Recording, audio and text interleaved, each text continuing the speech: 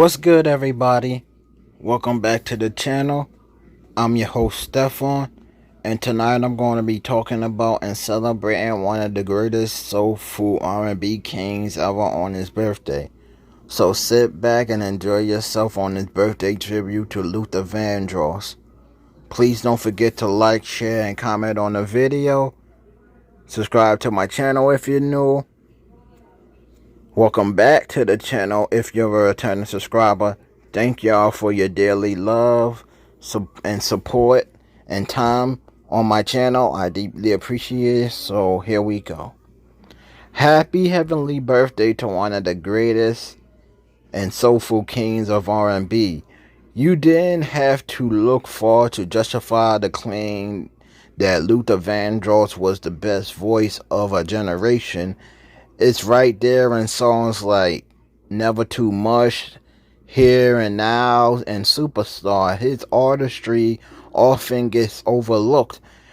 He was a brilliant hook writer, producer, and vocal arranger.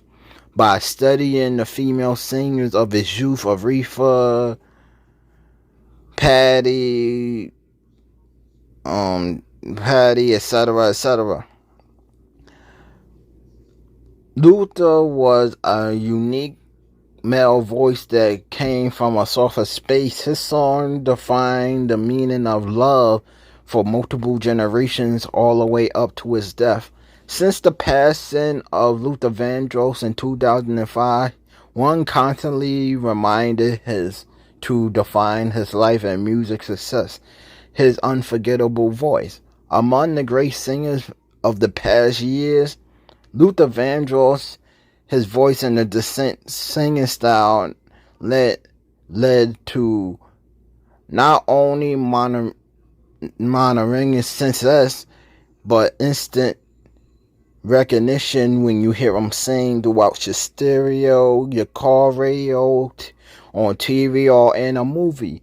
Coupled with that voice was Luther's unique ability to write and sing about love and the shared emotions that we all feel, and that search for enjoyment and that enjoyment of love of family, friends, that special someone. All were themes Luther explored with his music, regularly reaching many. Throughout his songs, Luther Vandross became a staple in the most joyous moments of people's lives. He was the velvet voice in reference to his vocal talent, and sometimes called the best voice of the generation. He also regarded as the Pavarotti of pop by many critics. During his career, he sold over 40 million records worldwide, having 11 consecutive platinum albums, a record achieved by an R&B artist at the time, and received 8 Grammy Awards, including Best Male R&B Vocalist 4 times. Luther Vandross was one of the most talented and loved soul singers of all time, with songs like Dance With My Father and Never Too Much.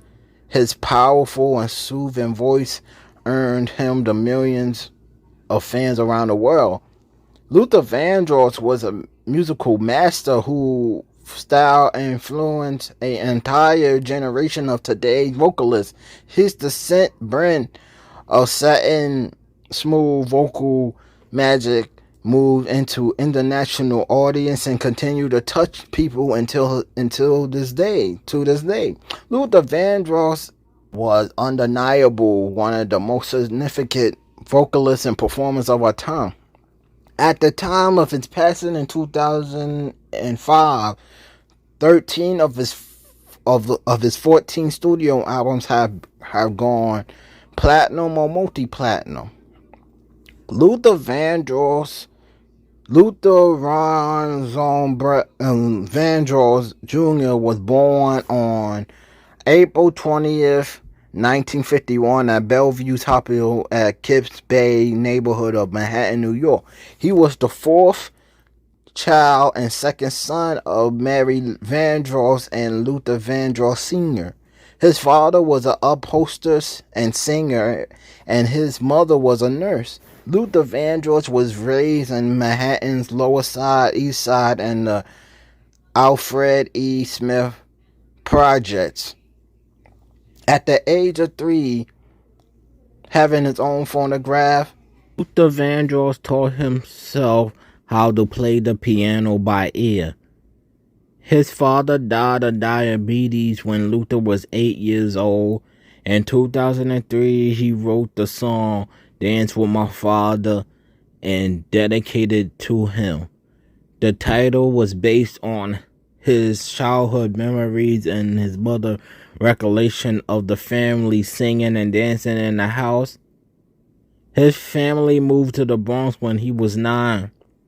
His sisters, Patricia, what he called Pat, and Ann, began taking Luther to the Apollo Theater in Brooklyn to see Dionne Warwick and Aretha Franklin. Patricia sang with the local group The Crest and was featured on the song My Jonita and Sweetest One. Luther Vandross graduated from William Howard Taft High School in the Bronx in 1969 and attended Western Michigan University before dropping out for a year before dropping out to pursue a career in music. While in high school, he founded the first Patti LaBelle fan club, which he was president. He also performed in a group called Shades of Jade that once played in the Apollo Theater. In his early years in show business, he appeared several times in the Apollo famous amateur night. Afterwards, he appeared with the group in the pilot episode and other episodes in the first season of Sesame Street during 1969 and 1970. Already a skilled vocalist and vocal arranger, Luther landed work as a backup singer at top record sessions. Luther became one of the best kept secrets in popular music. A few people outside the industry knew his name. Millions heard his remarkable sensual voice on countless commercials. From the time to time, he made effort, but that lucrative and restricted area, either through albums by his own group, Luther, of the same name, or performing on albums from Quincy Jones, Backward Brothers, and Bionic Boogie. Many of these were promising recordings, but failed to generate any momentum to prop Luther to the next level.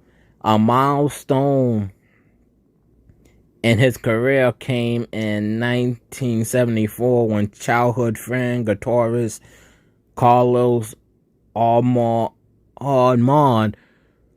invited Luther to Philadelphia to watch a David Bowie session, which Carlos was playing on.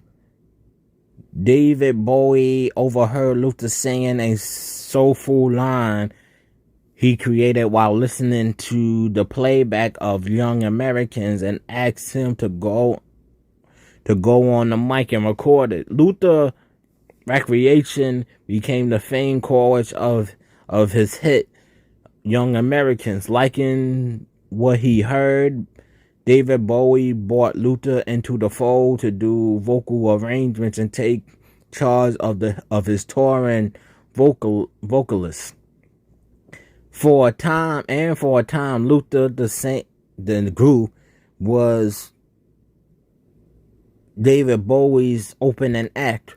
After hearing a Luther original called Funky Music, David Bowie asked him to rewrite it as Fascination and recorded the song on his Young Americans album. Later, David Bowie introduced Luther to Betty Midlick, who was equally impressed, lead Luther to doing arrangements for her and touring with her as a backup vocalist.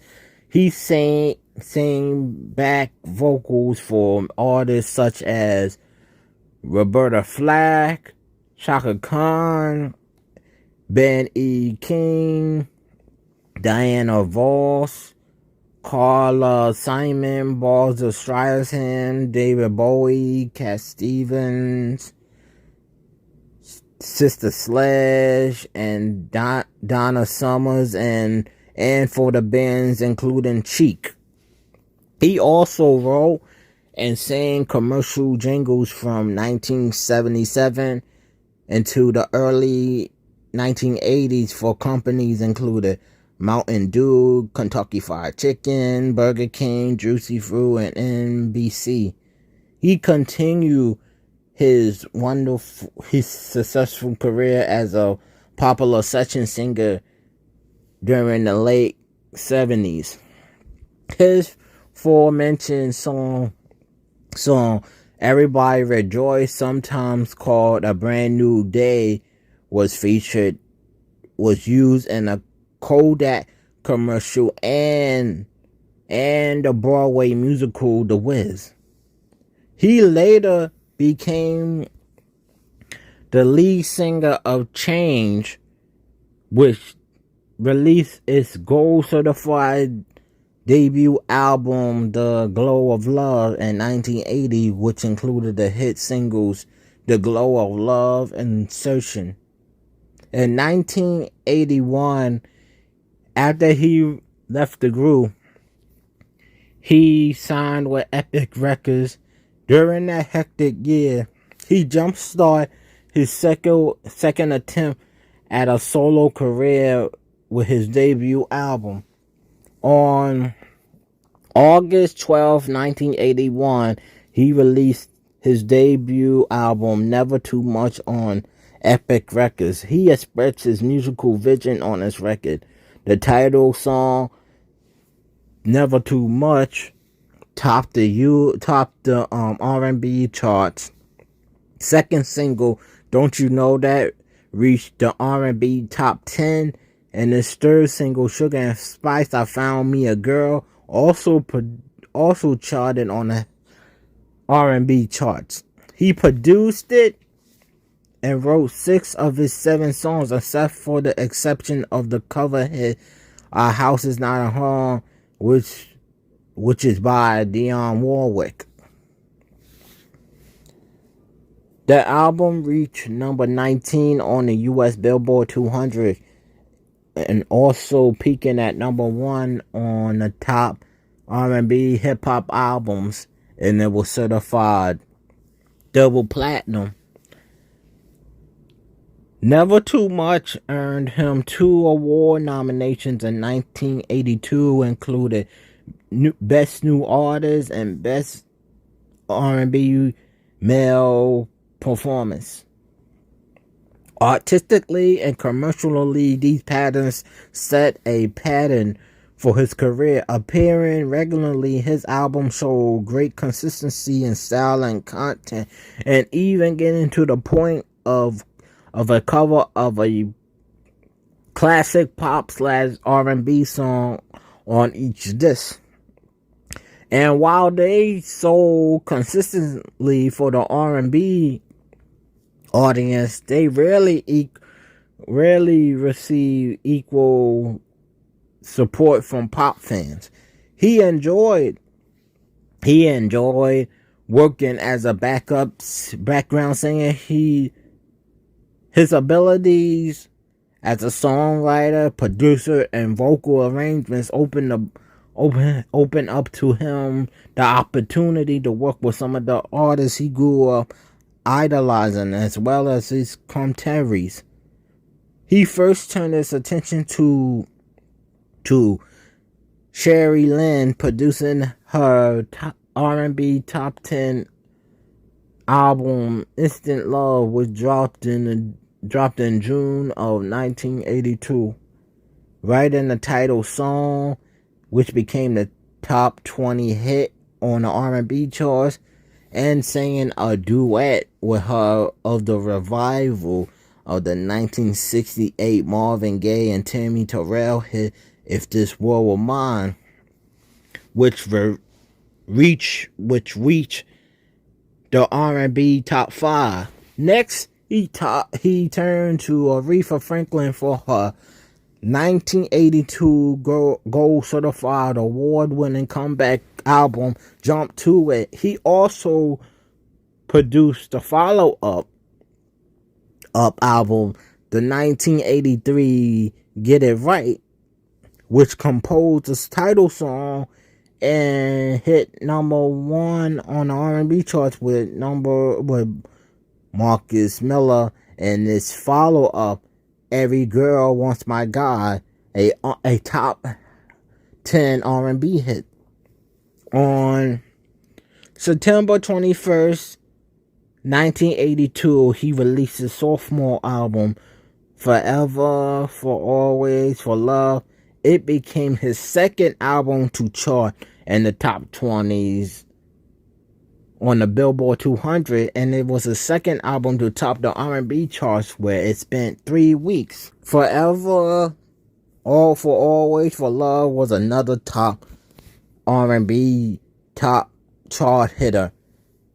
For him, throwing off 3 singles, the top 5, Bad Boy, Having a Party, the top 20, Since I Lost My Baby, and the chart entry, Promise Me.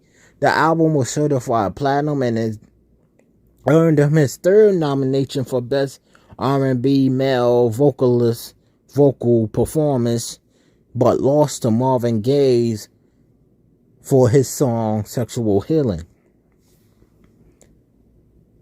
The hit Since I Lost My Baby was originally recorded by the Temptations in 1965, while Having a Party track, part of the opening track, was originally recorded by Sam Cooke in 1962.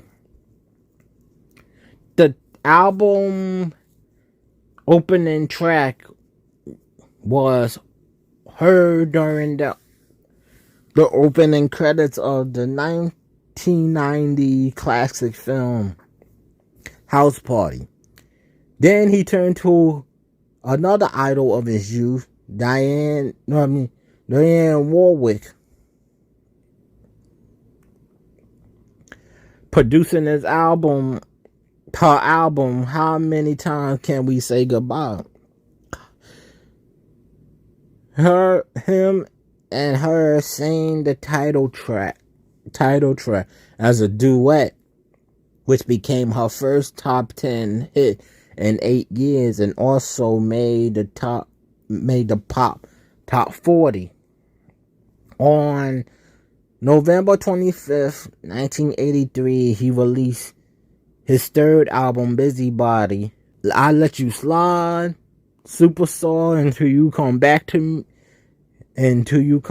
Me, all made R&B top 10, and Make Me a Believer was a chart entry as usual. The album hit number 1 R&B, but only the top 40 on the pop charts. The album was released the same around the time as the groundbreaking, historical, influential, and record-shattering musical blockbuster Thriller by Michael Jackson was on the charts. It featured the hits I'll Let You Slide, Superstar, Until You Come Back to Me, That's What I'm Gonna Do, and Make Me a Believer. The album was certified platinum. He took a break from his recording schedule, but continued touring in 1984. On March 8th, 1985, he released his 4th album, The Night I Fell in Love. The album spent 7 weeks on top Billboard R&B album list. It reached number 14 on the pop chart, his best showing yet. The Night I Fell in Love reached number 19 on the U.S. Billboard 200 album charts and the top R&B hip hop charts. He gave her a nomination for the Grammy Award for Best Male R&B Vocal Performance and 2 American Awards. Favorite Soul/R&B Male Singer and Favorite Soul/R&B Album. The first single, Until My Baby Comes Home, was notable for featuring Billy Preston on organ.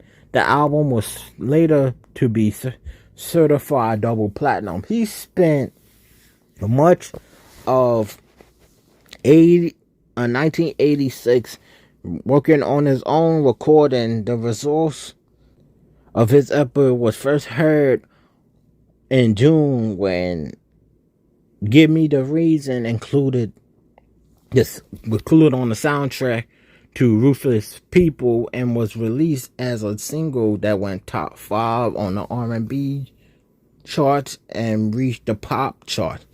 And on September 26, 1986, he released his 5th album, Give Me the Reason, his 5th consecutive R&B chart topper. It included the additional singles Stop the Love, which hit number 1 on the R&B charts and his first top 20 pop hit. The duet with Gregory Hines, Nothing Better Than Love, also hit number 1 on the R&B charts and the pop entry. I Really Didn't Mean It. It hit number 10 on the R&B chart, and So Amazing. The album earned him an American Award for Best Soul R&B Male Artist and a nomination for Favorite Soul and R&B Album. In 1988, while the title track was nominated for Best R&B Song and Best R&B Vocal Performance Male at the 29th Grammy Awards, it marked a thinner Luther Vandross due to weight loss earlier that year. The album went to sell over 2 million copies in the U.S. and it was certified platinum. Apart from a handful of collaborations, he spent 2 years working between his 5th and the 6th album, doing shows and working on that 6th album. On September 20th, 1988, he released his 6th album, Any Love, and it topped the R&B charts and gave him his first top 10 pop album. Produced by Luther Vandross and Marcus Miller, the album featured a cover of major Harris' hit single, Love Won't Let Me Wait, as well as the second time around, a re-recording of the song that featured on his band Luther 1976 album, the band of the same name. The album reached number 9 on the U.S. Billboard 200 and also reached the top position on the U.S. top R&B/hip hop albums. The title song topped the R&B chart list and portrayed the pop chart. He had by now became an international success and a record-breaking 10-night stand at London's Wembley Arena in March of 1989. And at the 1989 Grammy Awards, Any Love was nominated for Best R&B male vocal performance, while its title track was nominated for Best R&B Song. Also, She Won't Talk to Me received a nomination for Best Male R&B Vocal Performance in 1990. It was certified platinum. It was close of an enormous successful decade. Luther and Epic Records determined to sum things up. In 1989, in the month of October, it issued the 2 LP greatest hit compilation, The Best of Luther Vandross, The Best of Love, which included 2 new tracks, Here and Now and Treat You Right. With these additions, the collection then just summarized his career. It finally gave him that long story major crossover hit, as well as Here and Now not only topped the R&B charts, but also hit the pop top 10. It also won him his first Grammy Award for Best Male R&B Vocal Performance. Between the release of the Hits album and his next regular studio album, The Power of Love, which appeared in August of 1991, as usual, he lent his talents to other artists, recorders, including Quincy Jones, Back on the Block. He wrote and produced the song Who Do You Love for Whitney Houston. And her album I'm Your Baby Tonight. On April 26, 1991, he released his 7th album entitled The Power of Love, following the critical and commercial success of his 6th album, Any Love, in 1988. The Power of Love received critical acclaim from most critics, earning him a number of awards, including 2 American Music Awards and 2 Grammy Awards. It reached number 7 on the U.S. Billboard 200 album chart, while topping the R&B charts for 5 consecutive weeks. The Power of Love suggested that the pop breakthrough he had achieved with Here and Now would be sustained. The advance single, The Power of Love / Love Power, not only topped the R&B charts, but went top 5 pop in the LP. His 7th R&B number 1 was his second to penetrate the pop top 10. Power of Love / Love Power was named Best R&B Song at the 1991 Grammys, and the Power of Love album won him another trophy for Best Male R&B Vocal Performance. On the latter chart, it was his last number 1 for 12 years until Dance With My Father came out in 2003. The album was certified double platinum. Following the release of Power of Love, he kept his name before the public with special appearances, starting with the soundtrack to the film More Money, which was released in June, featuring The Best Things in Life Are Free, which he performed with Janet Jackson, Bill DeVoe, and Ralph Tresvant. It hit number 1 on the R&B charts and went top 10 pop. During this time, he filed a lawsuit against Sony Music Entertainment and feeling displeased at Epic Records. On May 28th, 1993, he released his 8th album, Never Let Me Go. It was his first studio album to not debut at number 1 on the R&B chart. Maybe it was the promotional staff at Epic who was truly demoralized by the recent lawsuit, or perhaps the rise of hip-hop was affecting matter, but critical response to his new music was slightly disappointment. The single reached top 10 by a minor pop entry. Never Let Me Go, despite marking a new pop chart for him at number 6, was his first new album to not reach number 1. For the first time, the singer momentum was slowing down. Then, an idea came from Sony president Tommy Mottola, and his then wife, superstar Mariah Carey. He had put out at least one oldie on every of his album. Why not do an all covers album? The result was the modestly titled songs was released in 1994.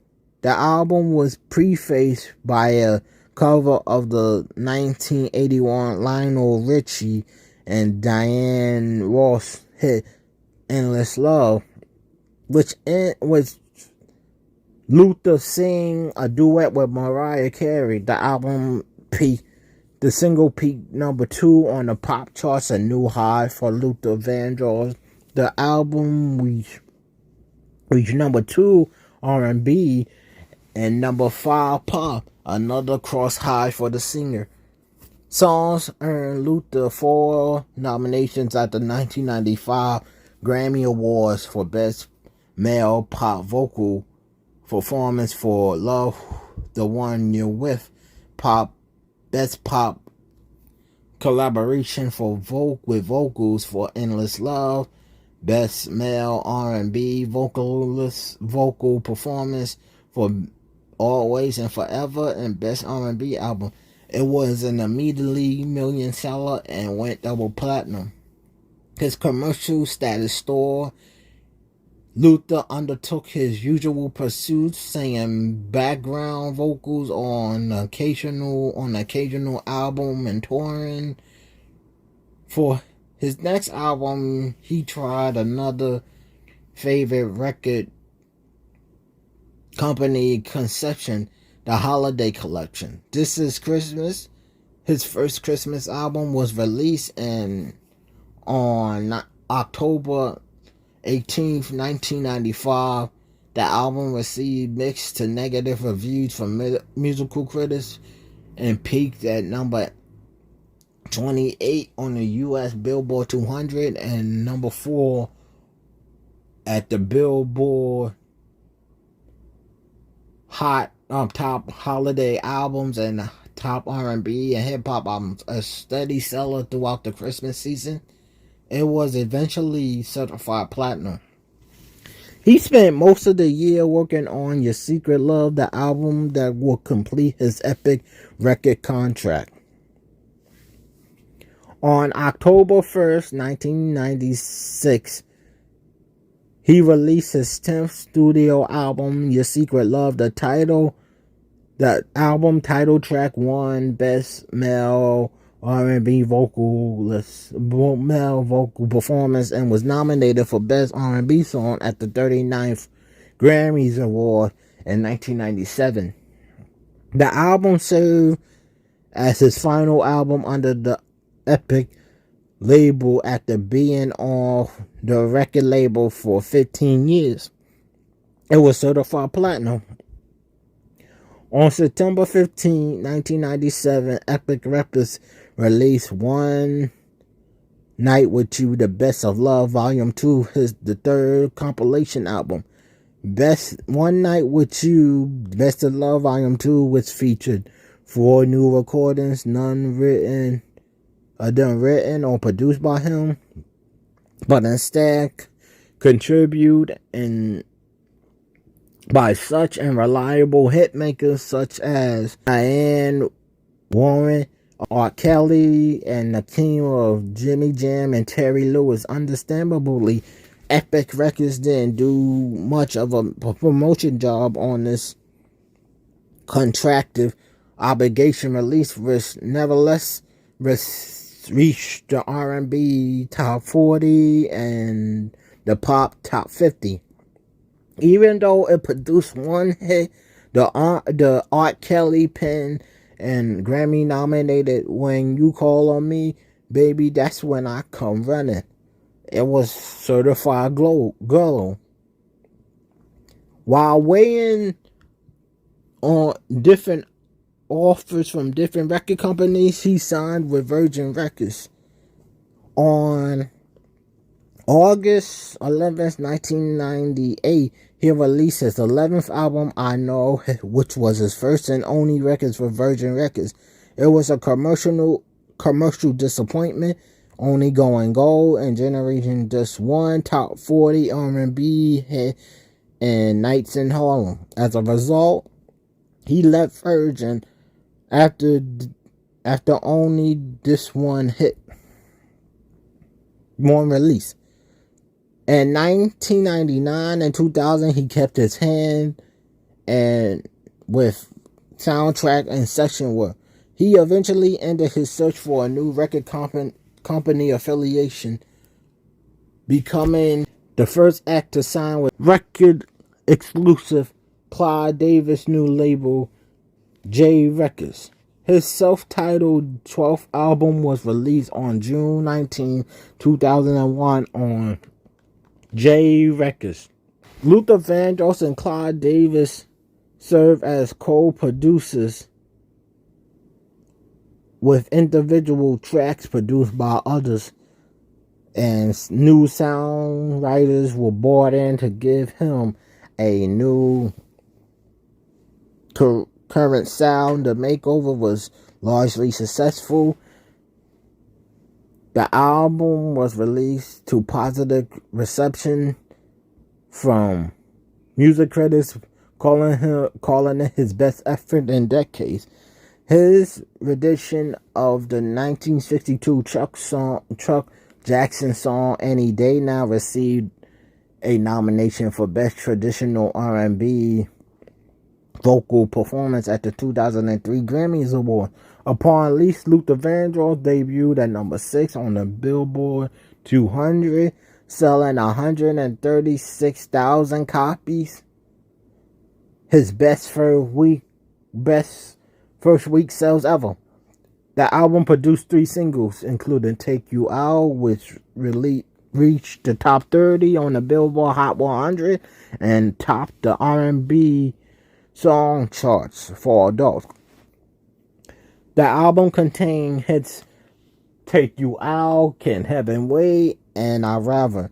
The album was certified platinum. This was his last album to be released by himself during his lifetime. His career got fresh again.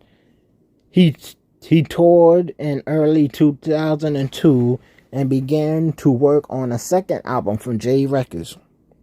He co-wrote the title song for his new album, "Dance for My Father," with Richard Moore. They combined a heartfelt tribute to his father. The album was finished by the spring of 2003, and then tragic struck. As a man who kept his private life away from the media, he was suffering from diabetes and hypertension. On April 16, 2003, he had a severe stroke at his home in New York and was in a coma for nearly 2 months. The stroke affected his ability to speak and sing and required him to use a wheelchair. On June 10th, J Records released his 13th and final album, Dance with My Father. Upon its release, Dance with My Father debuted on the top of the Billboard 200 sales with first week sales of 442,000 units, becoming his first and only album to do so. And it also marked his 8th and first album in 12 years to top the R&B and hip hop album charts. The album featured guest appearances by Beyonce, Next, Foxy Brown, Queen Latifah, and Busta Rhymes. Critically acclaimed, Dance for My Father earned him 2 American Music Awards and the favorite soul / male / R&B male artist and the favorite soul and R&B album categories, as well as 4 Grammy wins out of the 5 nominations, including Song of the Year, Best Male R&B Vocal Performance for Dance for My Father, Best R&B Performance by a Duo or Group with Vocals for The Closer I Get With You, his duet with Beyonce, and Best R&B Album. He even made an appearance through videotape to accept his awards and promised to return to action very soon. His mother, Mary, accepted the award in person on his behalf. He continued his recovery in 2004 and in early 2005. His last public appearance was on May 6, 2004 on the Oprah Winfrey Show. On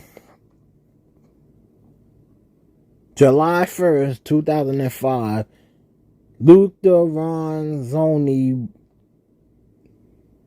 Vandross passed away. His funeral was held at Riverside Church in New York City on July 8, 2005. Aretha Franklin, Patti LaBelle, Stevie Wonder, Dionne Warwick, and Chrissy Houston was among the speakers and singers at the funeral service. His mother, Mary Vandross, passed away in 2008. More of his music was released after his passing and was honored with his own star on the Hollywood Walk of Fame in 2014. A few male artists in R&B history can speak to them and touch their soul the way that he did, and he surely may help many black men get in touch with their sensitivity.